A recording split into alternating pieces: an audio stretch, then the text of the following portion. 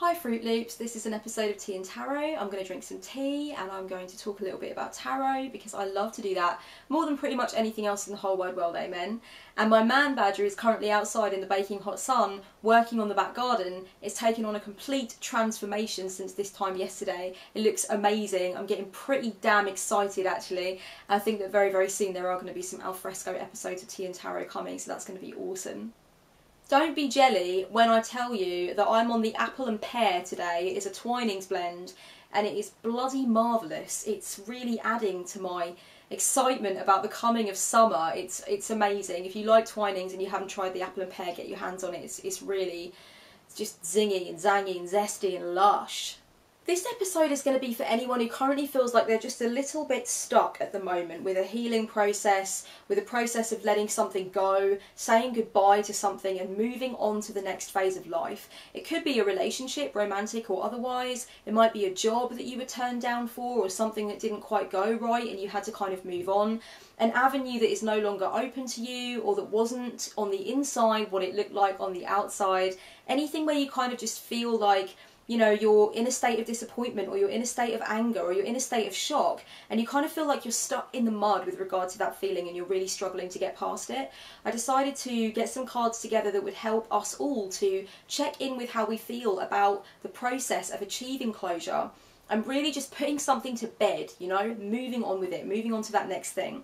And I know that so many people tend to get stuck in this rut of going over something and you really kind of feel like there's a sour taste in your mouth. You want to kind of move on and just go into that next phase, put your energy into that next thing, redirect your attention elsewhere, but it seems like something just keeps you stuck. And I kind of really wanted to check in with that feeling today and use tarot to help us come to a comfortable understanding of some stuff we can do to kickstart the process into the next phase.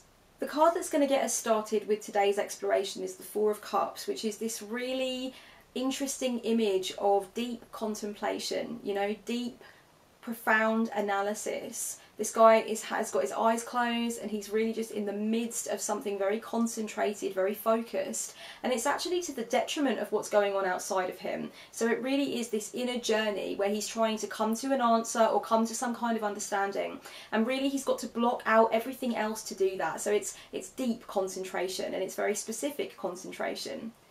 The thing I want to say about being stuck with closure or being stuck with moving on is that sometimes our deep contemplation with regard to what has happened and how it all played out the way it did and why it played out the way it did can veer into the territory of analysis paralysis. It can veer into the territory of fixation and obsession. And the fixational side of it, the obsessional side of it, is actually the shadow side, the more unconscious side of the Four of Cups. The Four of Cups basically holds this very strong message about the affirmative and the meaningful nature of deeply contemplating what happened and looking into it, analysing it, showing up to understand what part you had in it and what you can learn from it, what the ultimate lesson is. But there's this big shadow side with the Four of Cups too, whereby that deep contemplation and that deep desire to understand the lesson and show up for the lesson flips over into fixation. And when we're trying to gain closure on something that didn't go correctly, something that broke down, a relationship, a situation, there was a disappointment of some kind, it can be really easy to fixate on disappointment, to fixate on rage, to fixate on how annoyed we are with somebody else for not doing something, or even how annoyed we are with ourselves for not making something fly. Really what I want the Four of Cups to tap us into is that it's really important to take a look at whereabouts the contemplation is necessary, whereabouts it's doing us some good, whereabouts are we making progress and really kind of touching on deep themes that are very useful, and whereabouts are we just stewing in our own juices, falling into analysis paralysis. One kind of sub-theme that I really love with the Four of Cups that I want to go into here with regard to seeking closure on something is that quite often we can find ourselves rehashing all the kind of various different aspects of the situation or the relationship, you know, going over it in our minds, really beating ourselves up about it or beating ourselves over the head with it. And actually when you stand back and you take that more observational perspective on your own behaviour and your own pain, you realise that the reason that you keep fixating over it and stewing in it is because you're scared to move on from it. You're scared of what the future might potentially hold. You're scared of building something new.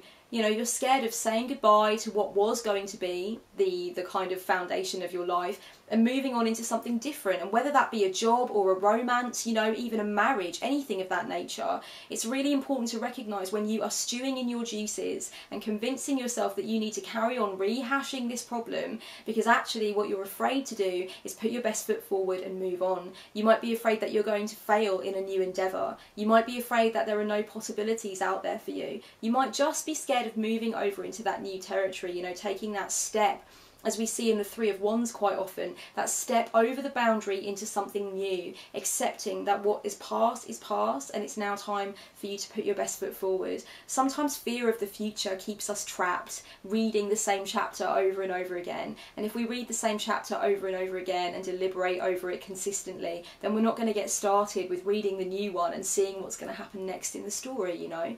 So I think sometimes the Four of Cups can just be that little reminder when you are in the midst of a healing process, when you are trying to achieve closure, when you are going through the various different stages of grief for any reason, you know, that anger and then the denial and the disappointment, the bitterness, the sorrow, and eventually the acceptance.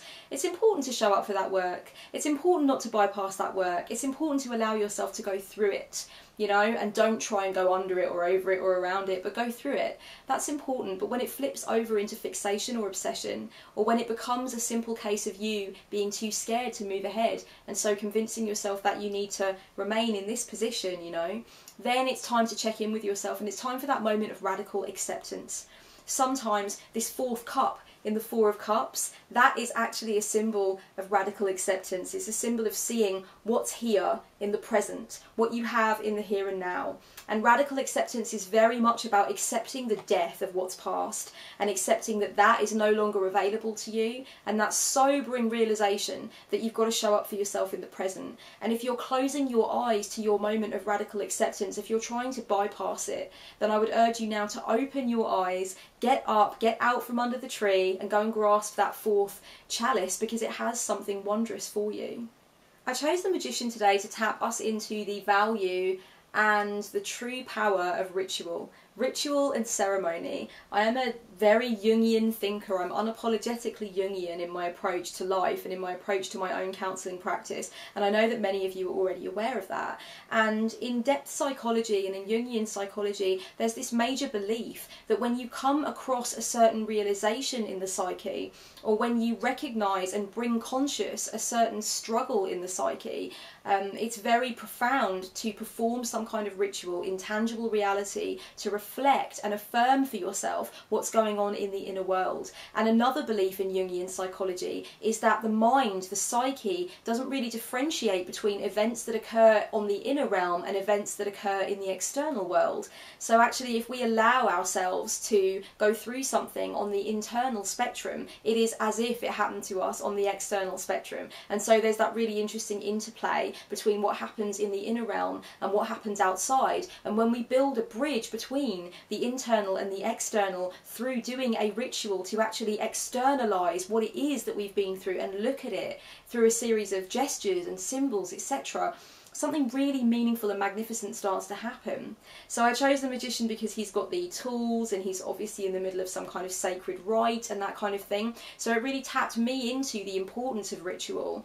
If you find that you are stuck thinking about a certain situation, agonising over it, stewing over it, or you find that you've been doing anger for a really long time, or you've been doing disappointment or shock for a really long time, and you can't seem to move on into that next phase of the closure process, then I would really recommend looking at how you could potentially use ritual in a positive and affirming way. I use ritual when I really come up against a big revelation or realisation in my work. I use ritual to symbolise the fact that I am ready for the next phase, even if I keep hitting a stumbling block, even if I keep smashing my head against a brick wall in some way. I use ritual to confirm that I am ready, I am open, I'm receptive, I want to see strategies and solutions and answers. And very often when I actually show in an external and tangible way my desire on the internal for change, for solutions, for moving on, for releasing, surrendering, letting go, quite often then the doors begin to open. It's an incredible thing about the human psyche and about our relationship to material reality that we can really dance with, we can really play in that territory. So I'd ask you to consider the importance of ritual. And there are many things that people do that are incredibly ritualistic after stuff like the breakdown of a relationship, for example, such as burning photographs and things like that, burning mementos, throwing stuff away. And some people who've never done magic or never really held a strong spiritual practice in their entire lives will, like, you know, call their friends up and say, I'm going to burn all the photos of my, you know, everything to do with my marriage to him. I'm going to burn it, you know, come round and we'll have a few drinks and we'll do it and it will be really life affirming for me.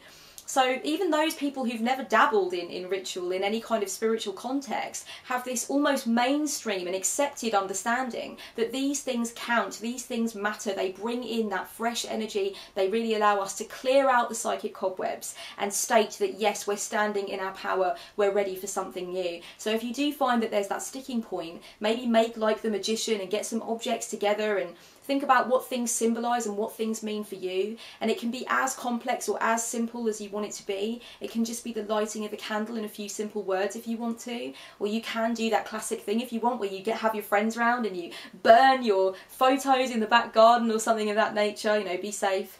You can really allow ritual to show up and do its work for you and really believe in the power of it, and then afterwards notice the positive effects of the ritual that you've actually conducted and see where that leads you. After this infuses for a few minutes, it's so tangy and zesty and delicious. Wow, it's bloody gorgeous, it's right nice. I think it would be actually nice cooled down completely and drank cold. So when it gets a bit warmer and I have my alfresco tea and tarot sessions, I'm going to be doing a lot of that anyway. I really love nothing more than just in the summertime allowing the tea to go completely cold and then just kind of having it like that, or taking the tea bag out of it and like making it into iced tea and having it that way after a while. So yeah, this is definitely a tangy flavour that's kind of appropriate for that kind of thing. Any time that you have to say goodbye to something that didn't quite rise in the oven, or you have to accept that something is over, or you have to accept that your life changed as a result of XYZ circumstance, then the obvious thing that comes to mind for me is the sense of new possibility. When I came out of my only other major, really serious long-term relationship before my current one, you know, one that lasted for a number of years and involved cohabitation and such, I remember for a long time feeling like my future was a black hole. I had spent so long kind of revisiting and reinforcing this idea of my future with this man and thinking about my future with this man to the detriment of all other possibilities, that when it became apparent that my future with this man was no longer going to be the way my future was going to ride out, my future became a black hole. It was really difficult to see other possibilities. It was really hard to reimagine my life without him right at the centre of it with me. And it took me quite a long time, you know. My future was a black hole in my imagining. For quite a long time it was difficult to see any other way that my future would pan out. And quite often when we have to say goodbye to something that we thought was going to be the status quo, or that we thought wasn't going anywhere, then it can be really difficult to reimagine the possibilities, and it can throw us into this feeling of chaos. But that feeling of chaos and that state of chaos is a very interesting kind of primordial soup. It's a place where a lot of things can happen. Maybe now, if there's a sticking point with your closure and healing and moving on, then it's time to have a look at how you're using your imagination. Start to play with reimagining the possibilities, you know. If something is being pulled out of the realm of possibility for you and you're trying to grieve it, then it can be a really interesting exercise to have a look at what your imagination actually puts in its place when you really try for that. And this isn't about, you know, completely designing a new future and moving towards it with certainty before you're fully healed and ready to do so. This is just about being playful. Allow yourself to be playful with the realm of possibility. You know, realise that by this change occurring, by this ending having taken place, the possibilities have been shaken up in their water. A lot of things have now risen to the top that you can now look at with this fresh perspective. I think one thing about the Wheel of Fortune is that for me, it's really a card about the nature of that primordial soup of luck and possibility and, you know, the craziness of chance and that great big plethora, that crazy swirling amalgamation of different opportunities, different doorways, different avenues. But the thing about that is that it can be scary or it can be wildly exciting depending upon your perspective. And so your perspective at this point on the journey is absolutely vital. It's integral to the plot. Take a look at what you are thinking and feeling about the future. What's your take on the nature of possibility, on the notion and the concept of exploring and being playful with your ideas of what's possible? Because if you're shit scared of the future, or you're not inspired by the future, or you're depressed by the fact that it's not going to look how you thought it was going to look, then you're probably missing loads of key opportunities to play with different ideas and see what's coming up that might be different, that maybe you've got your eyes closed to at the moment. In a way, these ones make a nice combination, you know. Really, the Wheel of Fortune is kind of asking you to shake up your sense of being this guy here, you know. Go for a walk, look around, take a look at what else is on offer. And again, this isn't about, you know, nailing yourself to like a stake and saying, this is where I've got to be for the rest of my life. I need to reimagine my entire future right now and I need to start moving confidently towards it. It's just about being playful and checking out what you think the spectrum could potentially look like and kind of boldly going in your mind where you haven't gone before and seeing what's there. So really it's about perspective. Are you fearful or are you excited? And where is that weird kind of line of demarcation between fear and excitement? Because quite often we realise that we're standing on the wrong side of that line, that you are fearful and you are full of trepidation, when actually you could take that feeling of anticipation and you could switch it, you could combine it with your sense of excitement and with your sense of adventure. So ask yourself whereabouts you are, and are you on the right side of that line, and could your fear and trepidation potentially be turned into excitement? You know, we're thinking about alchemy, the alchemy of the emotional spectrum, and how you can be involved with turning that base metal of trepidation into the gold of excitement and the gold of willingness and desire to move forward. The Six of Cups is this lovely image of something being exchanged, a lesson being learned, something being given. And this is quite often very much about the connections between human beings and what we can learn from each other and what we can teach to each other. And it all comes back to this wondrous idea of everybody that you meet, everybody that you come across being a teacher in some sense or another. And so really what I want to urge you to do, if you're stuck on disappointment, if you're stuck on anger, if you can't seem to see a way through, is to recognise your potential for post-traumatic growth. Post-traumatic growth is one of those things that I return to again and again in my practice as a counsellor. And I try to open people up to the true viability of post-traumatic growth after their own difficulties and after their own obstacles have been lived through. And I've seen the magic of post-traumatic growth in my own life. I have been the subject of post-traumatic growth, and I watched my wings grow out of that dark metamorphosis, and it was wondrous. And so what I'm asking you to do really is to remember that whatever you're trying to seek closure from, and whatever seems to be your sticking point in that regard, you have been blessed with a lesson. Everyone and everything that you come into contact with and engage with is giving you the blessing of that lesson, and that lesson could lead directly to post-traumatic growth. It could lead to more strength and more understanding and more wisdom and insight than you could ever have imagined would be possible for you. So I think it's just really important to recognise that whatever shit you've been through, you can use it as fertiliser, you can see it as a gift, you can show up to make it into part of the narrative, the story, the unfurling, unwinding, beautiful story of your very own post-traumatic growth. And I believe that, and I want you to believe that too. The Seven of Wands and the World is one of my little combinations. I really just want to end by saying, trust the process, don't rush the healing process, don't try to do everything at once, you know. You will extrapolate the wisdom from this, I'm telling you that now, but you don't need to do it overnight, and maybe sometimes it's about taking that pressure off. It can be very frustrating to keep stumbling over a specific lesson, trying to get past a specific set of emotions so you can move on to something that feels more hopeful and more liberating, you know. It can be difficult to recognise that you're still thinking about that thing that happened, you know, a number of weeks ago, a number of months ago, you know, something's revisiting you and you just want to let go, you want to get rid of the ghost from the house of your psyche. And it can be really, really tough not to turn in to this guy here where you're throwing your all at it. You are just really trying to knock it all down in one fell swoop and be done with it, you know. The frustration is palpable sometimes, but really trust the process. And also, if something is really clinging to you and you really can't seem to shake it off, and it's a real sticking point and it has been for a long time,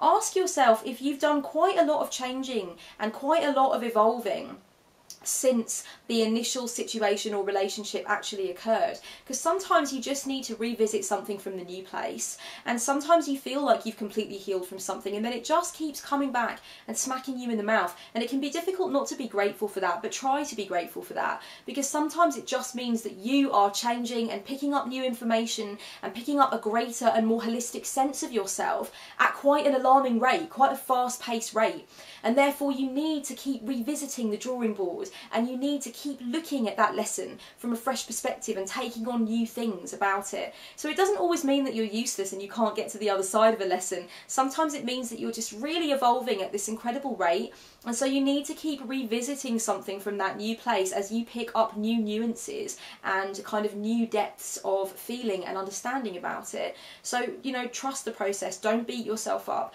Don't try and do it all overnight. Rushing the healing process leads to a lot of bypassing, and that's never a good thing.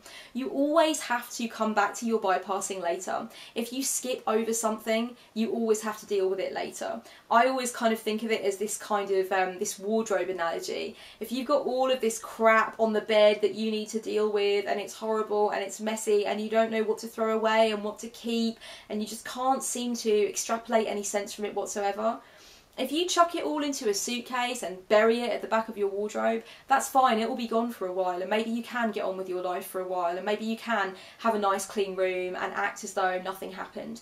But eventually, when you need to clean out your wardrobe, or when you need to move, or when you need to throw that wardrobe away, you'll find that suitcase, and again, you'll need to deal with it. Again, you'll need to go through it, and that could be several years down the line.